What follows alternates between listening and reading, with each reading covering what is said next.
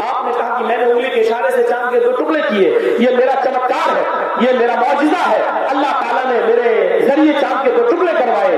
तब उसने कहा कि मेरी दाम बड़े धर्म में शामिल कर लो, यानी वो मुसलमान हो गया।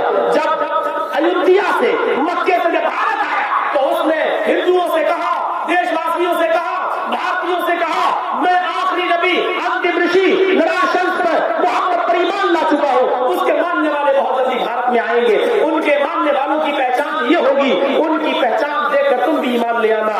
शर्मसुंधारी मोहम्मद के मानने वाले लंबी दाढ़ी रखेंगे, दाढ़ी में गांठ नहीं लगाएंगे। साधु शका बाल पूरे छिलेंगे तो चोटी टिक्की नहीं रखेंगे, पूरी टिक्की को भी काटेंगे। अगर बाल पूरे छिलेंगे तो सब के सब छिलेंगे, टिक्की नहीं रखेंगे।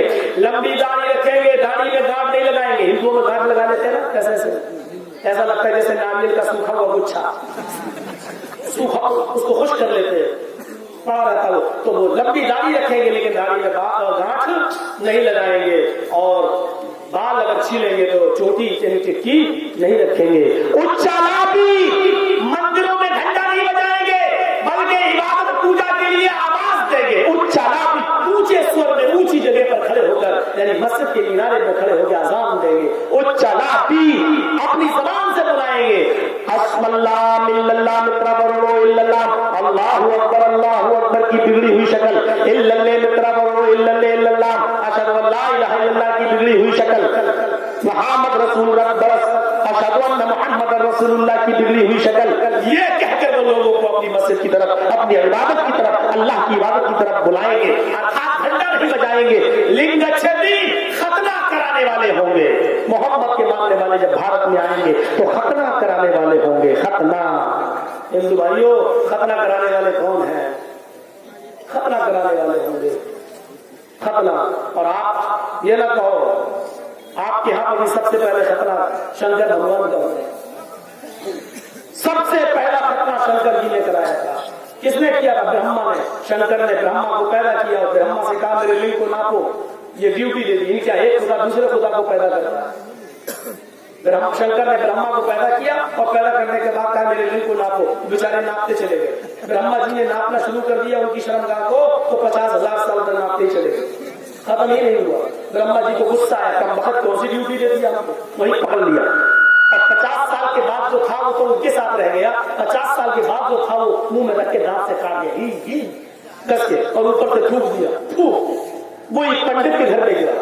पंडित ने कहा ओम नमः शिवाय। उस दिन से शिवलिंग की पूजा हो गई। तो हिंदू भाई बताइए शिवलिंग कहां से आया? अरे शंकर जी की पूजा करो, लिंग की पूजा करने का क्या मतलब है? आगे की खाल काट दी गई, उसी को तो खतना कहते हैं ना, उसी को खतना। तो सबसे पहले खतना इधर शंकर का हुआ, इधर इब्राहिम का हुआ। सबसे पहले तलवार गर्दन पर किसने मारी? शंकर ने। किसकी? गणेश जी की। गर्दन उड़ा दी। बाप ने बेटे की गर्दन उड़ा दी। इधर बाप ने बेटे की गर्दन पर छुरी चला दी, हजरत इब्राहिम ने इस्माइल की गर्दन पर। उधर शंकर है, उधर पार्वती है, इधर हाजरा है, इधर शंकर है, इधर इब्राहिम है, इधर गणेश है, इधर इस्माइल है। इधर खतना सबसे पहले शंकर का हो रहा है, इधर इब्राहिम का हो रहा है। इधर बाप ने शंकर ने गणेश की गर्दन मार दी, उड़ा दी। इधर इब्राहिम ने इस्माइल की गर्दन पे छुरी चलाई। इधर पार्वती जी बोली मेरे बेटे को जिंदा करो। उधर से हाथी आ रहा था, हाथी की सूंड काटी और बेटे की गर्दन की जगह पर लगा दी, क्योंकि असली गर्दन तो मिली नहीं। हाथी की सूंड लगाई तो बेटा जिंदा हो गया गणेश। इधर इस्माइल अलैहिस्सलाम को बचाने के लिए अल्लाह ने आसमान से दुम्बा भेजा। इधर हाथी कट रहा है, उधर दुम्बा कट रहा है। उधर दुम्बा, इधर हाथी है, इधर दुम्बा है। इधर गणेश है, इधर इस्माइल है। इधर शंकर है, इधर इब्राहिम है। इधर पार्वती है, इधर हाजरा है। कौन कहता है हम तुम में जुदाई होगी? कौन कहता है हम तुम में जुदाई होगी? ये हवाई तो किसी दुश्मन ने उड़ाई होगी। और हम थोड़ी सी चेंजिंग करते हैं शायर के शेर में। अगर वो आज जिंदा होता तो मैं उससे माफी मांग लेता। मैं शायर के शेर में थोड़ी सी चेंजिंग करके कहता हूं, कौन कहता है हम तुम में जुदाई होगी? ये नफरत की आवाज तो पार्लियामेंट के नेताओं ने उड़ाई। इन नेताओं ने हमें और आपको एक दूसरे से जुदा किया है। योगी जी 2 घंटे मेरे सामने बैठ जाएं, हम उनको बता देंगे कि बाबरी मस्जिद थी कि राम जन्मभूमि। क्यों मंदिर मस्जिद के लिए लड़ रहे हो? मेरे भाइयों, हट जाओ। लेकिन कई जलसों में चैलेंज कर चुका हूं, कई जलसों में। अगर बहुत बड़े राम भक्त हो, कोई टीवी चैनल वाला 1 घंटा बोलती होगी जो मेरे सामने बिठा दे, 1 घंटा सिर्फ तेरे वेद के मंत्र पढ़ेंगे और तुझे मनवा लेंगे। जो नमाज है वही पूजा है, वही इबादत है, 1 घंटा। लेकिन हमें मालूम है कि तुम अपने चापलूसों को बुलाओगे, मुझे मालूम है कि तुम मोदी के एजेंटों को बुलाओगे।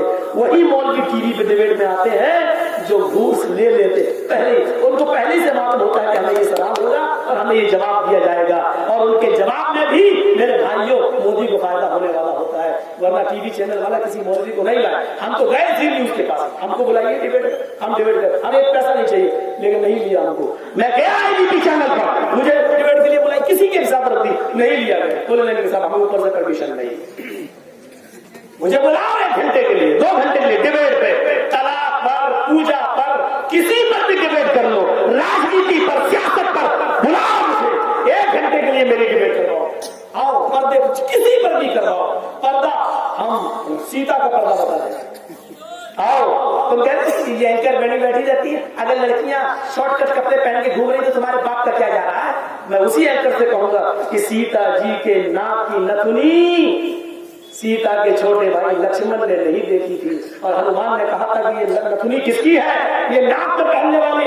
तो कहा लक्ष्मण ने ये नथुनी मेरी भाभी सीता अपने नाक में पहनती होगी, और मैंने आज तक अपनी भाभी का चेहरा नहीं देखा। वो मेरे बड़े भाई राम की पत्नी थी, मैं कौन होता हूँ अपनी भाभी का चेहरा देखने वाला? मेरे भाइयों, तो मुझे बुलाओ तो सही, लेकिन तुम नहीं बुलाओगे। न तीर तुमसे उठेगा न चलेगा खंजर, ये बाजू हमारे आजमाए हुए हम अच्छी तरह जानते हैं। तो लिंग गच्छे दिन वो खतना कराने वाले होंगे, सर्व बच्चों का तो सब कुछ खाएंगे, गोश्त भी खाएंगे, सब्जी भी खाएंगे, बिला लेकिन वही जानवर खाएंगे जिस पर मंत्र पढ़ेंगे, बिस्मिल्लाह अल्लाह अकबर कहकर जिसको हलाल करेंगे। हर जानवर नहीं खाएंगे। आपको ये लगता है कि गोश्त को सब बना, जब गाय और भैंस खा लेते हो तो गधा कुत्ता क्यों नहीं खाते? ये यूपी में एक साक्षी ने कहा था, साक्षी जानते हो ना, साक्षी महाराज उन्नाव से जीता हुआ जो पार्लियामेंट में पहुंचा हुआ है, उसने साक्षी उन्नाव में कह दिया था, बस क्या कहा था, मीट सब बराबर, गाय भैंस खा लेते हो, गधा कुत्ता भी खाना चाहिए। तो मैंने उन्नाव में जवाब दिया था, साक्षी महाराज मूत सब बराबर, गाय का पी लेते हो, कुतिया का काहे नहीं पीते, गधे का काहे नहीं पीते, कुत्ते और गधे का पीना शुरू कर दो, फिर बाद में हमसे कहो आपने बीजेपी वाले गए थे, मैंने केस करो मारना चीज पर 153 ये लगा, भड़काओ गया, पुलिस वाले ने मारा। पहले अपने साक्षी को समझाओ, वो आके करता है, आपने बोला जवाब देगा ना, जब उल्टा सीधा बोलोगे तो कोई जवाब देगा। केस होगा तो दोनों पे होगा, नहीं तो आज भी ऐसे ईमानदार पुलिस वाले मौजूद हैं जो कहते हैं कि केस होगा तो दोनों पे होगा, नहीं होगा तो ये कौन सी बात रही है? गोश्त सब बराबर, ऐसे तो मैं भी कह सकता हूँ औरत और सब बराबर, बीवी के पास चले जाते, माँ बहन के पास क्यों नहीं जाते? ये कोई बात रही है? बिस्मिल्लाह अल्लाह अकबर से ही जानवर हलाल होता है, उससे पहले क्या था? मैंने कहा हराम, उससे पहले हराम था तो हलाल कैसे हो गया? एक जिंदा बकरा, जिंदा भैंस, ये हलाल करोगे तो हलाल होगा, यानी बिस्मिल्लाह अल्लाह अकबर कहकर जब ज़िबा करोगे तो इसका गोश्त हलाल है। जिंदा बकरा है, एक सुन का इंजेक्शन लगा दो, लगा दिया, इतना हिस्सा सुन हो गया, अब 1 किलो गोश्त काट लो और खा लो, तो आप नहीं खा सकते, हराम है। तो मैंने इसी हिसाब से कहा उस पंडित से, जिंदा बकरा जिंदा भैंस हराम है जब तक उसको हलाल नहीं किया जाए। तो कहने लगा हराम चीज हलाल कैसे हो गई? मैंने कहा बिस्मिल्लाह पढ़ी हलाल। अच्छा, बिस्मिल्लाह से हराम चीज हलाल हो जाती है? मैंने कहा। तो कहने लगा फिर गधा कुत्ता भी तो हराम है, इसको भी हलाल कर। मैंने कहा यार तो ये तो फंसा। मैंने कहा पंडित जी ये कौन बैठी हुई है तुम्हारी? कहता मेरी बीवी है। मैंने धर्म पत्नी है। कहा? मैंने कहा भगा के लाए क्या? मैंने कहा मुझे लगा एक मेरा सिंदूर लगाओ क्या? मैंने कहा भगा क्यों रहे हो? ये बताओ कि ये शादी से पहले मंत्र पढ़े होंगे ना पंडित ने, कि हाँ फेरे लगे हैं, अग्नि को साक्षी माना गया। मैंने कहा मंत्र पढ़े होंगे ना, ओम भूर्भुवः स्वाहा ओम कुरकुरु स्वाहा ओम देव मंगलम स्वाहा ओम देवस्य स्वाहा। हाँ ऐसा पढ़ा गया, तुम्हें कैसे मालूम? मैंने कहा अभी आगे चलो, ये सब पढ़ा गया? हाँ। मैंने कहा इस मंत्र से पहले ये पत्नी क्या किया? कहता हमने कहा उठना बैठना लेटना सोना जागना खाना पीना उसके साथ हमने कहा इस मंत्र से पहले हराम था। हमने कहा हलाल कैसे हो गई? अरे मंत्र पढ़ा तो हराम हो गई। हमने कहा इसका मतलब मंत्र में बड़ी ताकत है, हराम औरत हलाल हो जाती है। कहता हाँ मेरे यही मंत्र अगर तुम्हारी माँ बहन बेटी पे पड़ा जाए तो वो भी हलाल हो जाएगी। मैंने कहा फिर हमने कहा चलो 100 बार पढ़ लेते हैं। तो अरे 1 लाख की बात करोगे ये मंत्र तब भी हराम रहेगी, माँ बहन बेटी कैसे हलाल हो जाएगी? हमने कहा 1 लाख मरतबा भी बिस्मिल्लाह अल्लाहु अकबर नजर कुत्ते में पड़ेंगे तो वो हराम ही रहेगा। जैसे तुम्हारी पत्नी, जैसे माँ बहन बेटी हराम रहेगी, जैसे इस मंत्र से वही औरत हलाल होगी जो हलाल होने वाली है, जिसको ईश्वर ने हलाल किया है। ऐसी बिस्मिल्लाह अल्लाहु अकबर से वही जानवर हलाल होंगे जिसको ईश्वर ने हलाल का हुक्म दिया है। हर जानवर नहीं बोला, समझ में आ गया? तो मेरे भाइयों, तो ये सब बकवास है। हिंदू तो बहुत आसानी से समझ सकता है। एक बात उसको ये बता दो बस कि ये बताओ तुम्हारे यहाँ तो सारे जानवर हराम है, हमारे यहाँ वो जानवर जो हराम है उनकी हर चीज हराम है, और जो हलाल है उनकी हर चीज। जो जानवर हलाल है उनका दूध भी हलाल है, भैंस हलाल दूध हलाल, गाय हलाल दूध हलाल, बकरी हलाल दूध भी हलाल, ऊंट हलाल तो उसका दूध भी हलाल। हमारे जो जानवर हलाल है उसका दूध भी हलाल है। लेकिन हिंदुओं के यहाँ तो सारे जानवर हराम है, तो दूध क्यों हलाल हो गया? और उन्हीं जानवरों का दूध हिंदू क्यों पीता है जिनको मुसलमान खाता है? ये बड़े पॉइंट की बात बता रहा हूँ। मुसलमान गाय खाता है, हिंदू गाय का दूध पीता है। मुसलमान भैंस खाता है, हिंदू गाय का भैंस का दूध पीता है। मुसलमान बकरी खाता है, हिंदू बकरी का दूध पीता है। मुसलमान कुत्ता नहीं खाता, हिंदू कुतिया का दूध नहीं पीता। मुसलमान गधा नहीं खाता, हिंदू गधी का दूध नहीं पीता। पता है ये हिंदू सीधे साधे बेचारे, ये तो जानते नहीं। योगी जी तुम बताओ, तुम थे मंदिर के कर्मठ पुजारी थे, तुम बताओ। मोदी जी तुम बताओ, नहीं बता पाएंगे।